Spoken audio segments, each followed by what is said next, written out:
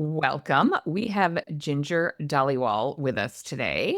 She's the co-founder at Upflex. She splits her time between Toronto and New York and married an Australian, which I did not know. So a global work history for sure and a global family, it sounds like. And Ginger, I'm so excited to have this conversation because I think we met in DC at the GWA conference. Does that sound right? Like very Dallas.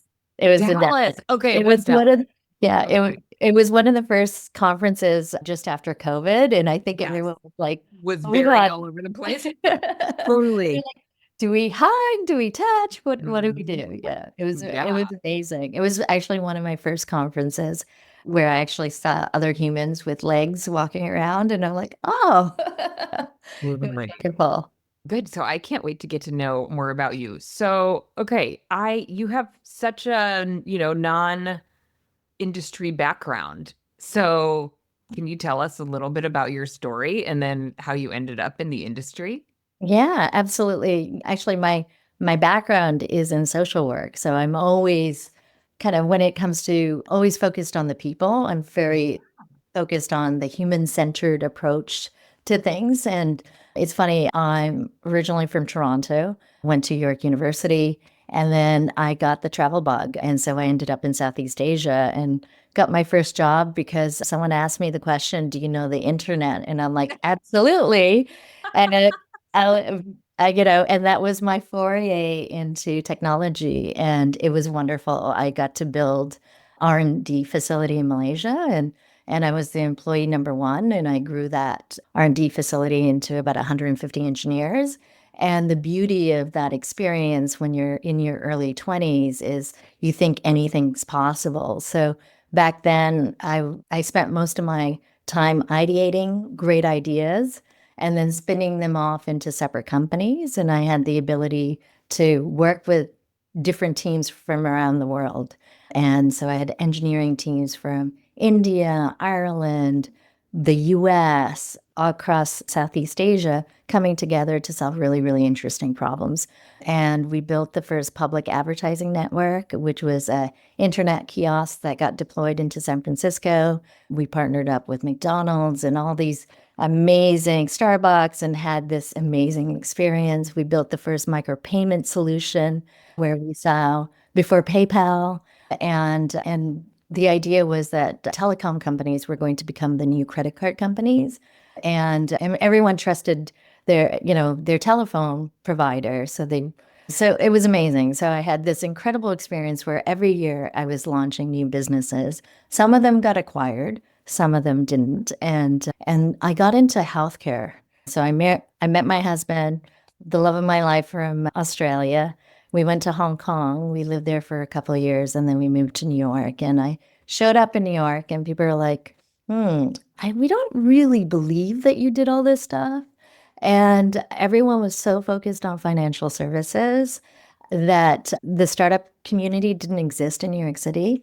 So I ended up getting my commercial real estate license and I worked as a Okay, you residential. proved me wrong. That's Yeah. hilarious. Yeah. So we found our property in New York City. And then, one of the things that I love doing is I love entering into new ideas or new opportunities with that sort of almost childlike mentality, not knowing anything about the industry and saying, hey, I could do something here or I can solve this problem. So I ended up getting into the children's lifestyle. And that's where I met Adam Newman, funny enough. He was selling his Oh my gosh. so Wait, I, Gio, you knew this story already or And not completely, but I didn't okay. know the attitude part. But that Okay. she Okay, it's sorry. yeah, no, this is like it's crazy. And so I did that and what I loved was I was helping people grow their businesses. So there was all these moms that were starting their businesses because, as a mom, you might have worked in finance and you just didn't have the time now because of the beauty of raising a child and trying to juggle that. And so it was an amazing experience. I helped launch a lot of baby brands out there like Baby Eaters, Supergoop back in the day. And so it was really fun working with all these amazing women and helping them scale their businesses. But I had the itch to get back into tech, and I went into healthcare. I built a healthcare coordination platform because there was a huge need to think about, as we age, how do we use technology to provide care? And we partnered up with AT&T, and we developed a healthcare server that went into the home, and that's where I met my partner, Christophe. We actually used Spark Labs as our sort of co-working space, and I was introduced to co-working, and I was like, wow, this is amazing. There's people from all these different industries. You can meet them, you can talk to them. And because I've been in the innovation space, colliding with people from different industries is like so powerful in how you think about your problems on a day-to-day basis. And so I was like fascinated by what Christophe was building. He had a co-working company called Spark Labs in New York, and he was helping to launch European companies into the US market. And he wanted to scale. And unfortunately, the healthcare stuff, we raised about $10 million, but we couldn't scale it because it was quite complicated.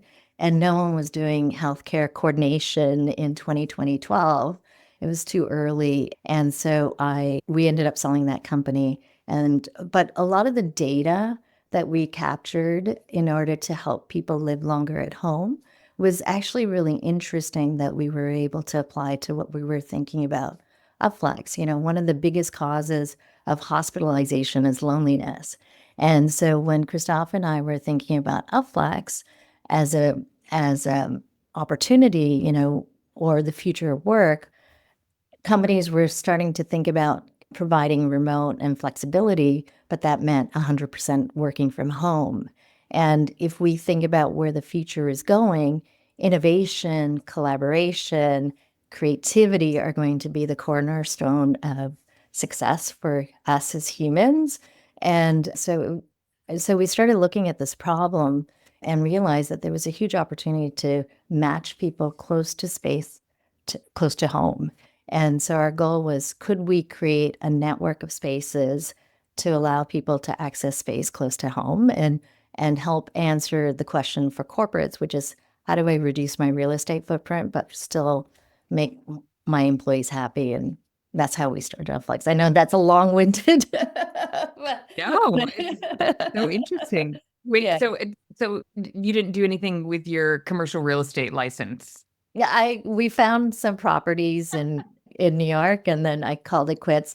The problem with back then, there was no centralized listing in New York City, so you were constantly on the ground hustling Huh. and paying out doormen to get access. And I was like, wait a second, I don't think I can do this. It's not in me. But I was more interested in the technology side Right. as opposed to like actually viewing spaces. Totally. Yeah. Okay, Yeah. got it. Okay. That's okay. Really interesting. Now I understand. Okay, Gio, do you want to jump in? Well, I mean, her back to the international travel side. So Ginger spoke last year at the GWA Immersive in New York. Okay. I was On the- thinking, I was like, I'm sure she's spoken at conferences, and I Well, wasn't. she spoke in 2022 too. She was on a panel with and actually Hector led, and Miro was on it, Okay. and Yardi was on it, and Beletto was on it. Okay. Yeah. I know I'm So- missing some of the sessions. I've been Yeah.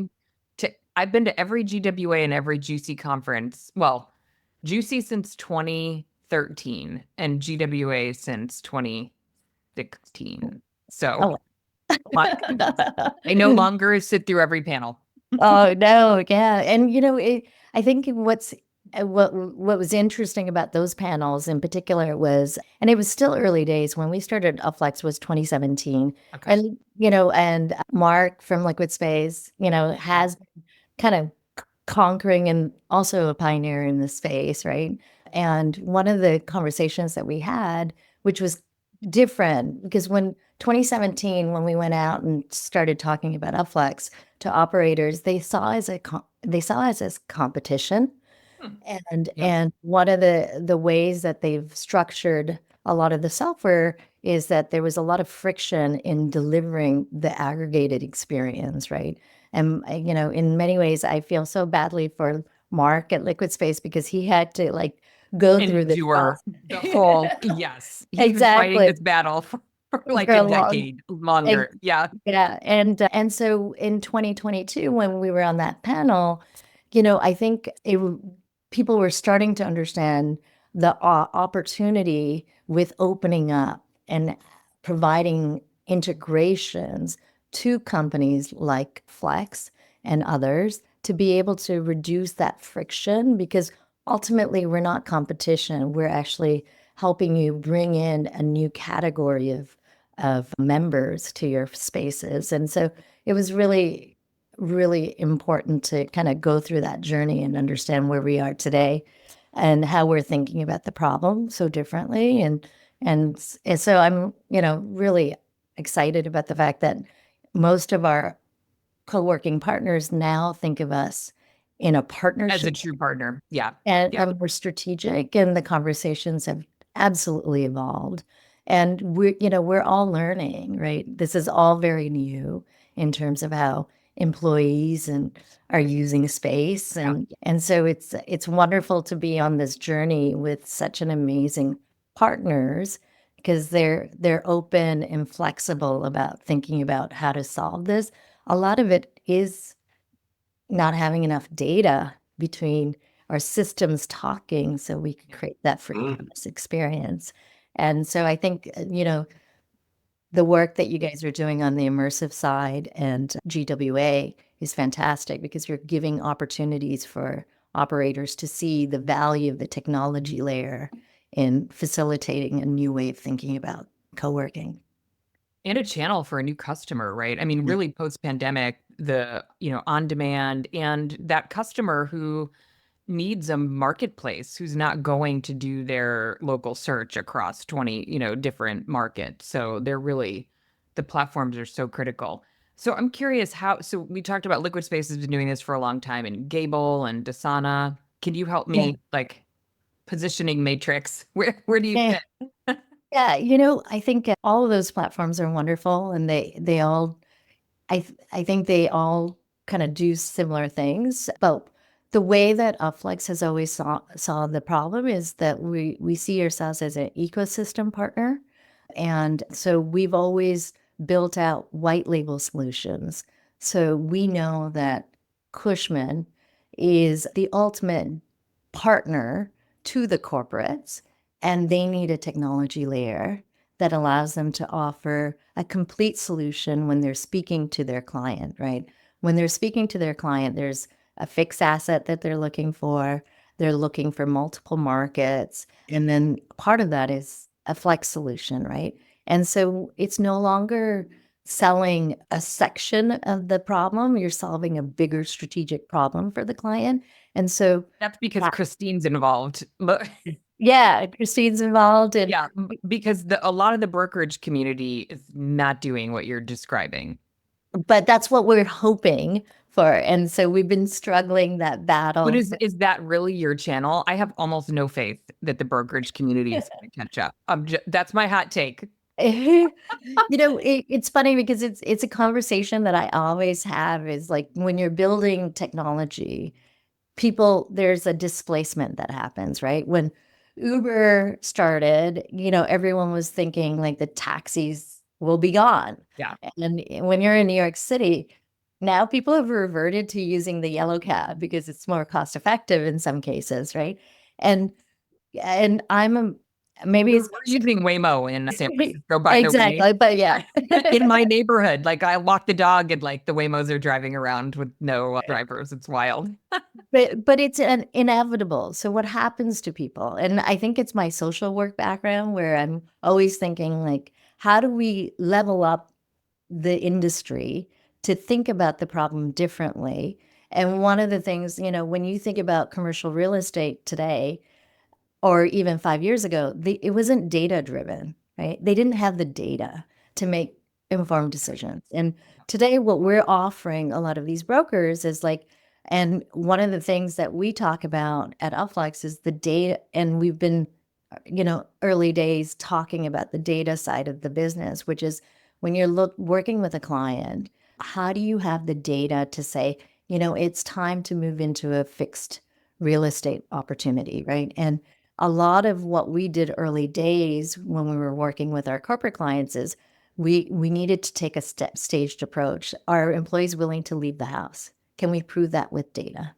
How far are they willing to travel? How often are they willing to go to these spaces? And based on that, then you can then convert that into a longer term lease with your co-working partner, or you can extend something as you're growing your workforce in different markets, right?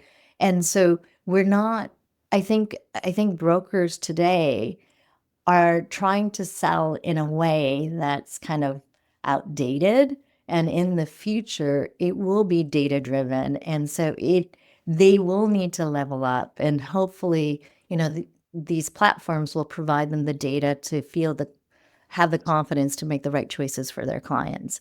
But so I agree that it's challenging, and it's a long-term view, but I think eventually, that's how people make decisions. And so the brokers are not, they'll have to level up in terms of how they think about the problem and how to solve it for their clients. It's not just a transaction. I hear you. I totally agree. Is the brokerage channel like your primary? No. Or Not, like do you work directly with like an enterprise yeah, could come to that's right. you and okay, That's got right. it. Okay. Yeah, so we have a Cushman and Wakefield white label solution. We have a Newmark called Optality white label solution. We also built a white label solution with Priority Pass. Priority Pass is the airport lounge platform. And so if you think about demand gen Yeah. engines, so you think about the user journey when someone's traveling for work, they have a lounge, they also need a co-working space when they're traveling. And so Yeah. we're also looking at white label solutions in that way. And so Priority Pass is one of our first customers in building out those relationships. And they represent over 8 million users that we can drive. But again, there's technology friction still in that journey that we're kind of working through. But yeah, so when we think about the ecosystem, that's probably what's different about us versus maybe some of our competitors who have been focused on selling directly to enterprise.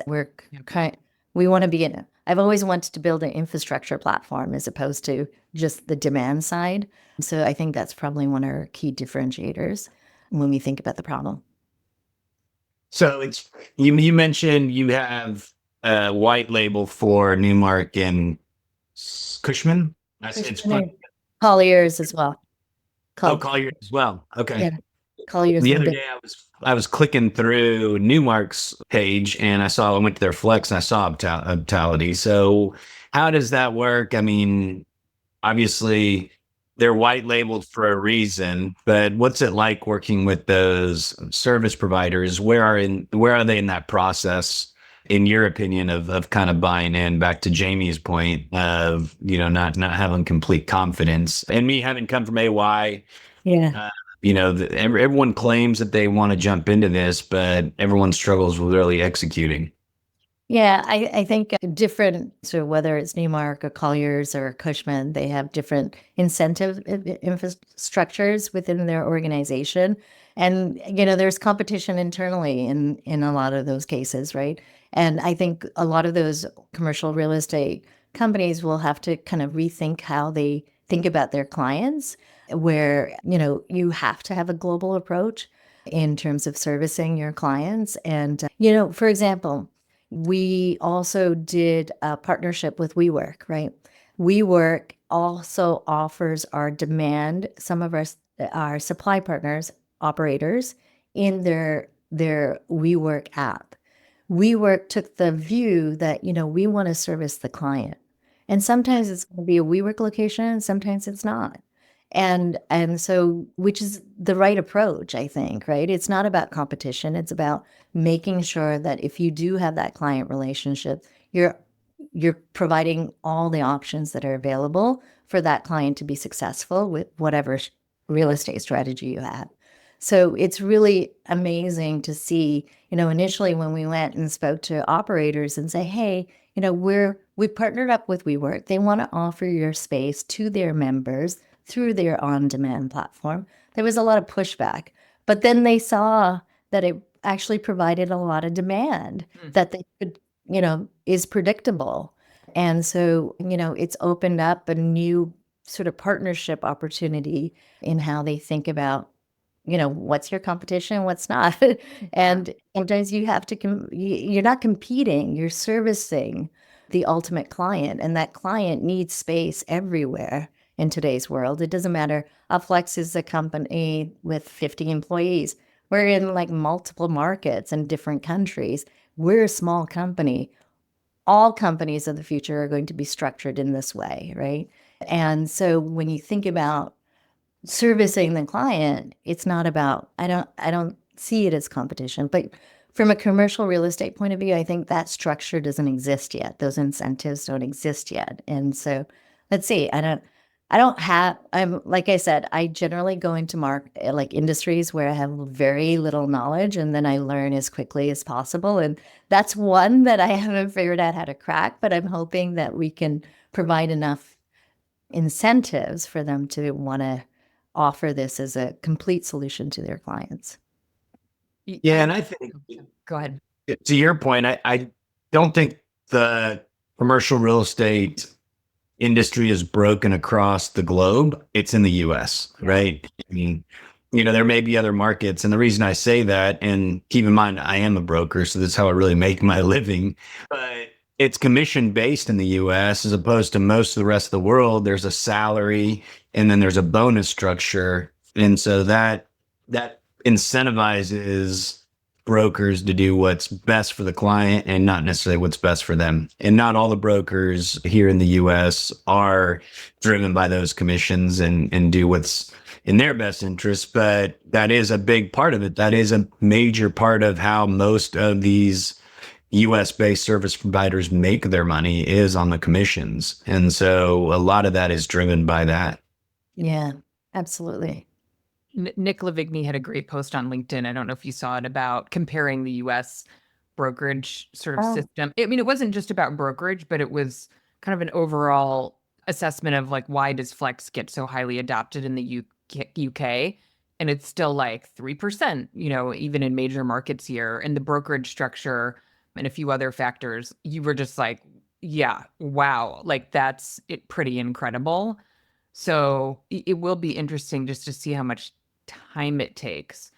Kane Wilmot and I teach a course to the Avis and Young brokers, and they've made a huge investment in Flex, and their goal in working with us, they have a program called Flex Fluency, and we provide kind of the programming for that for the brokers, is to help sort of any broker, not just their central Flex team. And the central Flex team is very engaged in the program, but to help, the brokers on the street do what you're talking about. Like, how do they think holistically about what their customer wants, and how do they win? Because so many of the brokers are not thinking that way. It's such a competitive advantage. Like, it's so clear to us, like, if you're thinking that way, your client is going to think you are brilliant, right? And forward thinking and exactly like the guide that they need. But it is really difficult to get their brokers.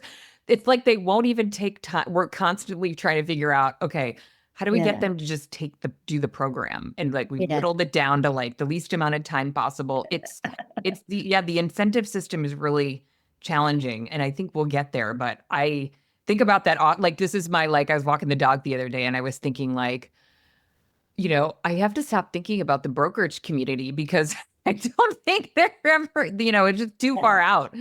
So we'll have to talk offline. I'm curious about, more about your perspective, but yeah, I also think, when we first entered into this market, like there wasn't a centralized way to actually help execute on totally no deals. transparency, no inventory access, right? How does it play out? How does it get done? That's So like right. Valve showed up. I don't know. And Unity AI with Francisco showed up, which is amazing because you realize, to deliver on a 10-person office in a co-working space, like the amount and effort and energy that it took a broker to even execute on a deal like that, it's not even worth their time. And so these new technology that's coming out, in order for Flex to work, it's the technology stack that you need. on the operator side as well as on the broker side.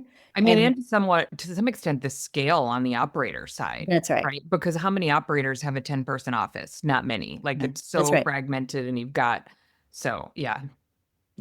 So, and having that visibility, like I think even today, like what if you're looking in New York City, what's available? Like, Yeah. like I can't make a As a decision. broker, and is it real inventory or fake Yeah, inventory? And okay. so many, yes, a lot Yeah. of. So I feel for them at the same time, you know. Mhm. Totally. So we're gonna make Jamie jealous for a minute, Ginger, because she loves. And I started to get into this. Wait, So I love what? you love traveling. I do. Ah, And so Ginger was coming back from a kind of a world hiatus when she spoke in New York. And it just so happened it was a perfect timing slash an excuse to come back. And she so graciously came back. But you kind of want to share about that trip and kind of oh, yeah. ride on it and everything else. It's so funny, Jamie. So my husband retired and my Okay. daughter went to college.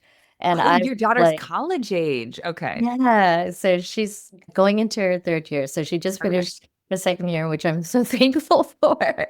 But I am, my daughter also had special needs when she was younger. So it's just one of those accomplishments that I'm just so thrilled for her.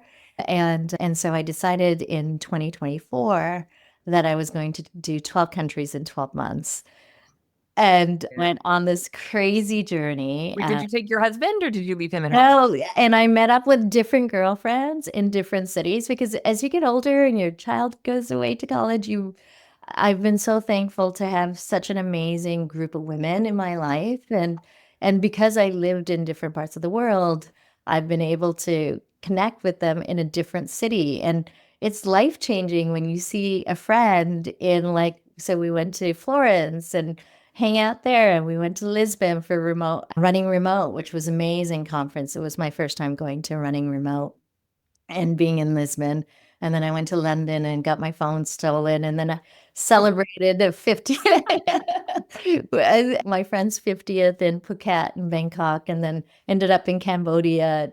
It was just wild. It was a wild year. And after 6 years of working on Upflex and my daughter going through that, going to school and losing my dad, I just needed the ability to continue working, but just taking a step back and kind of reconnecting to the mission of why we started this in the first place. And it was incredible. And so I ended up my journey in India after many, many years of not being in India.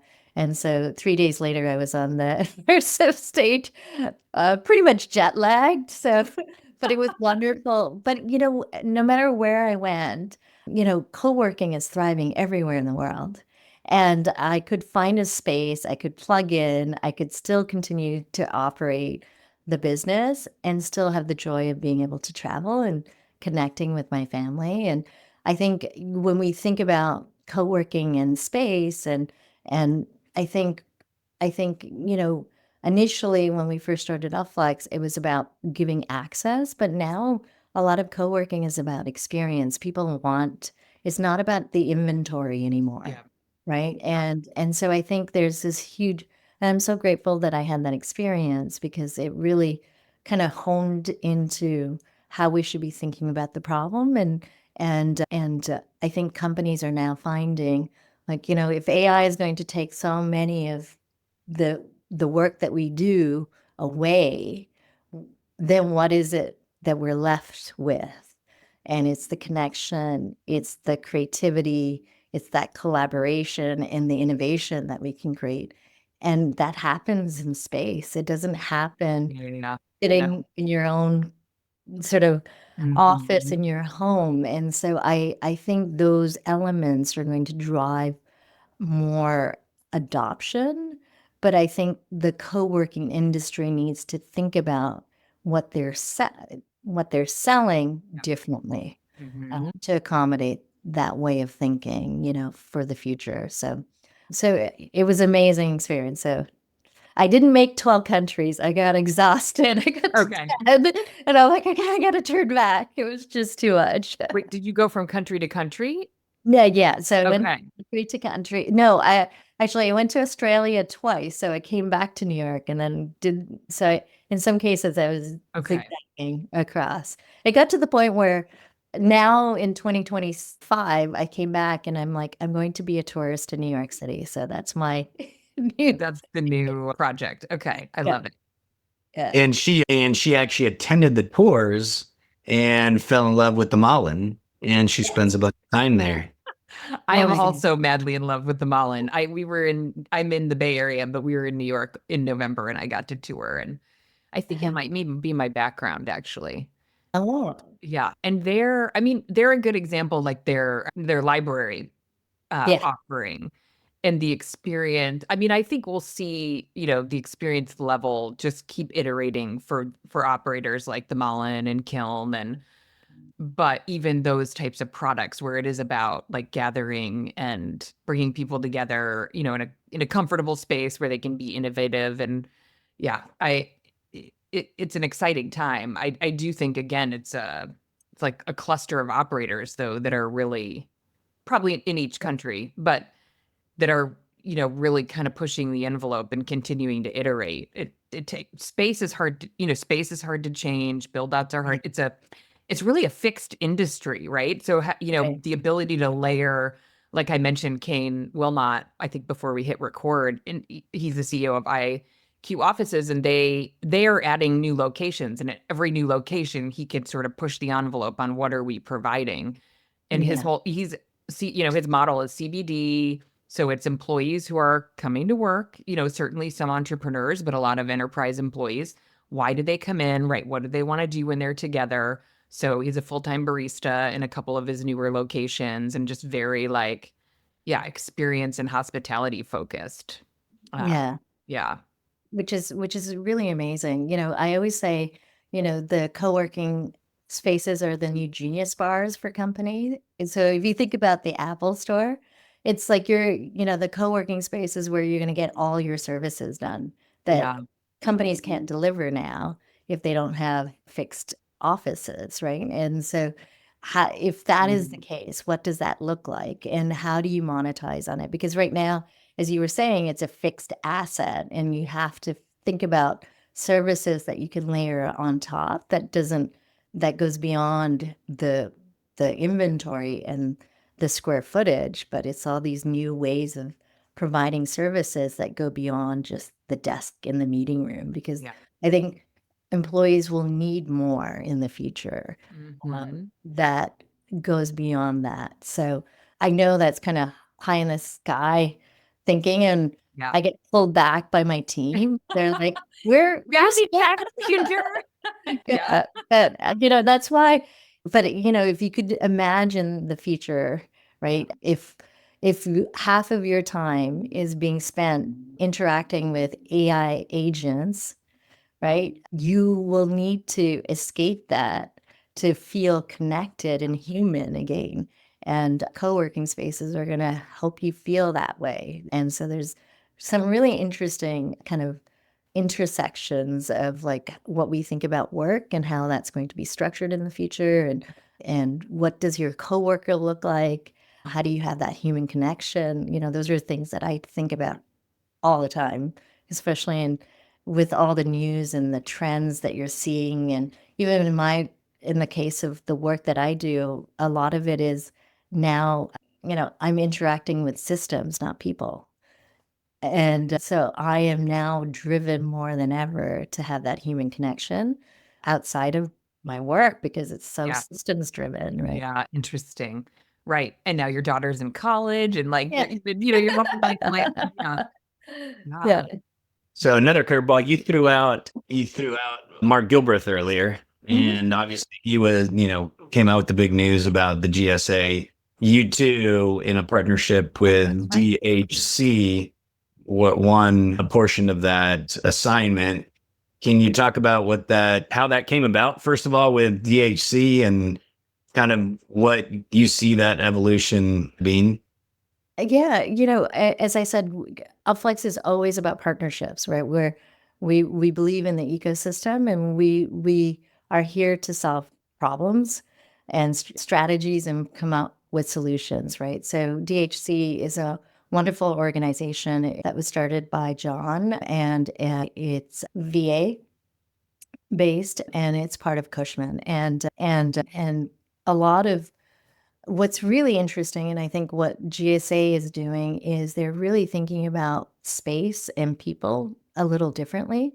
They're looking to create their own private network of spaces because a lot of these agencies are either above capacity, and then there's agencies that have too much capacity and being able to move people across those different spaces. And then, if you think about how companies are structured today, they've optimized for the average, not the peak.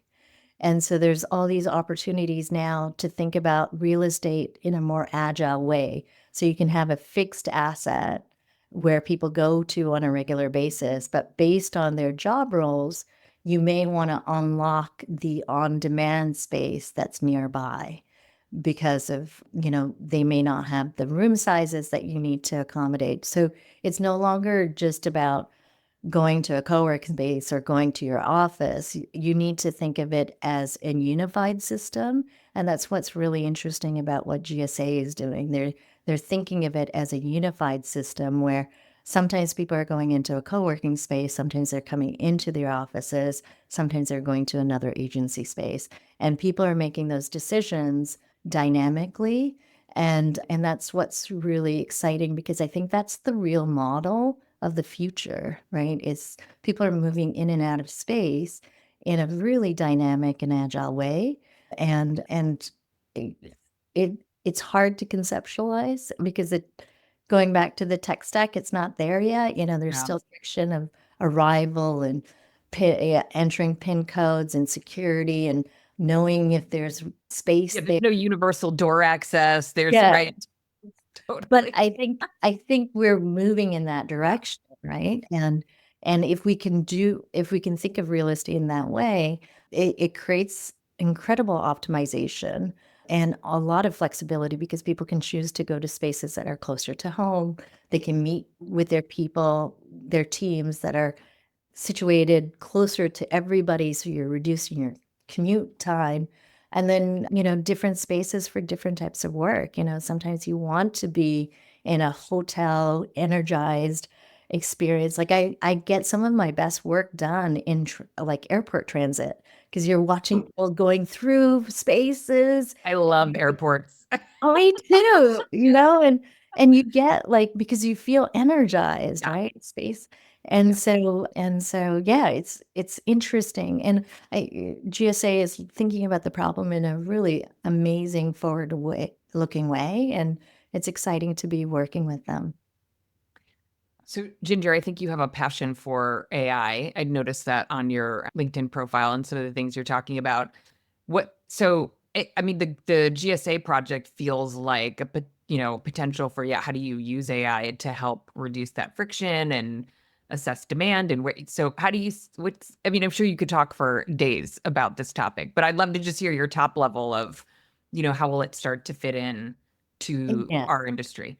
I think one is, as I was saying, the dynamic allocation of space is like really, really super exciting. When you think about, there's a lot of friction in the user journey today. People have to make bookings, then they have to show up, and blah blah blah blah. And then I think now, I think in the future, AI is going to take away a lot of that friction, and you just, okay, based on my Google Calendar or my Outlook, this is the type of work that I'm going to be doing.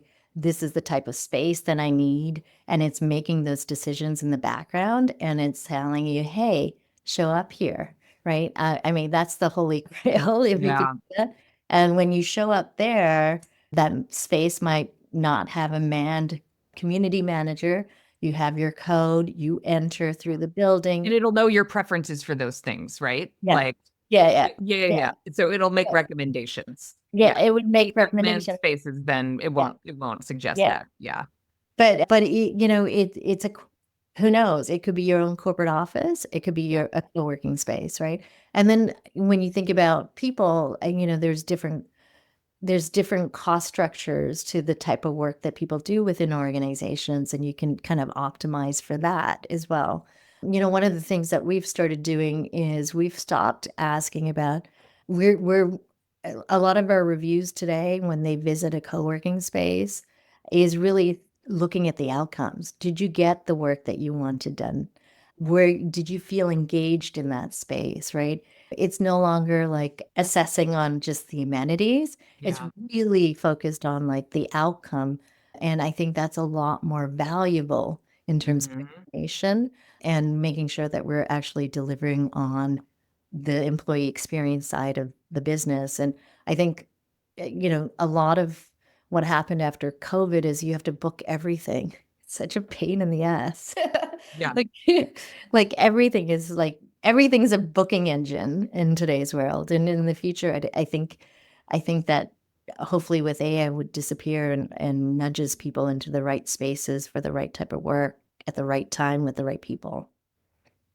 Yeah, I have to think that that will be really positive for our industry. I mean, I'm just thinking about the awareness problem, which is still really like why people, I mean, there's a big driver around why people aren't using, they don't know, right? Especially in smaller markets. If you're in Manhattan, you have a Yeah. known problem. Like you need space outside of your tiny Apartment. apartment. Yeah, and so you go and seek out those problems. I work with a lot of operators in smaller markets, and they have beautiful solutions, but their market is not like aware of what they can do in those spaces. But if AI is involved, it's like, hey, this is the perfect place to take that meeting or to do Yeah. that offsite or to get your heads down work that like it would just tell the Mhm. person like Yeah.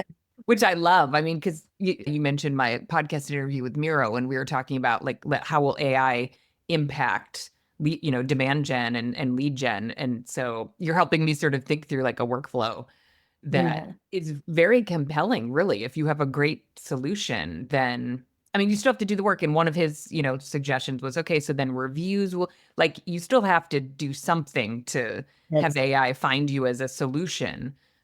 Yeah. but I think one of the challenges I think the industry still has is corporates who offer this capability of accessing space everywhere.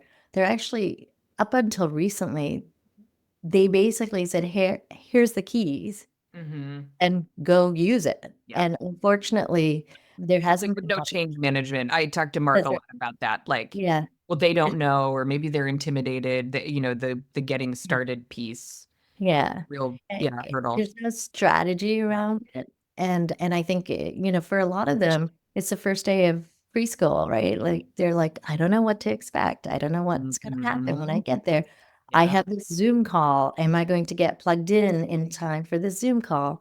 A Or do lot I of take the Zoom call? Like the Exactly. yeah. Well, Yeah. and so there's all this unknowns of visiting a space. And so, we've been actively working with clients to think about like that first activation where it's like a group activation. And when we think about how companies are using co-working spaces, they're really thinking about it. I need 10 desks and I need a meeting room for 10 people, for example. And I will have people come in and out, or they're having team meetings, so everyone's clustering into their regional office co-working partner locations, but then they're connecting virtually to the other offices. And so these are really interesting use cases that are starting to come up. But a lot of work has gone into really thinking about how to activate the employees because companies really haven't had someone responsible for it. And a lot of the workplace design people are focused on the physical Mhm. HQ and not the integration of these spaces together. And that's what's really interesting about the GSA because they're actually thinking through a lot of that stuff now, which is really cool to see. So, what are your favorite things about your husband? Other than his Aussie accent. Yeah. Totally. I know. I don't know how Jamie can loves how can I accents. marry a guy with a Long Island accent? How this Um, happened? I'm obsessed with British and Australian accents. it's he's a Capricorn. So it's so funny. I've started playing around on ChatGPT. I'm like, oh, I just met someone that's a Virgo. I just met someone that's a Capricorn. Tell me, like, what is the best way to interact with these types of people? And it's so funny.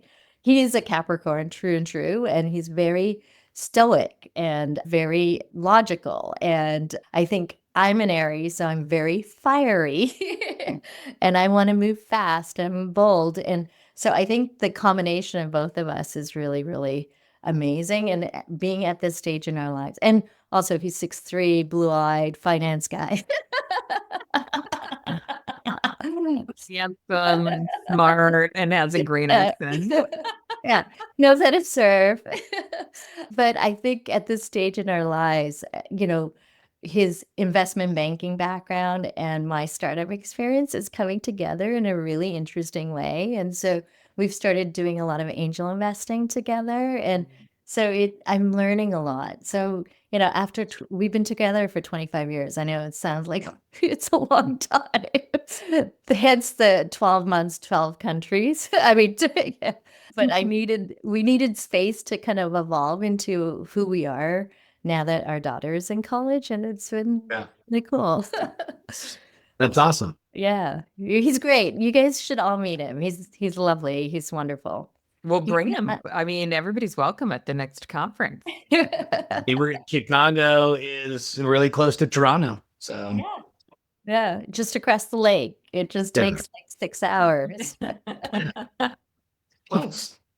Yeah. Well, we really appreciate you joining us. And it was, I know that Jamie was excited when she saw your background of who you were. And so she texted me this morning. She goes, I forgot to put it on your calendar, but hopefully you can make it.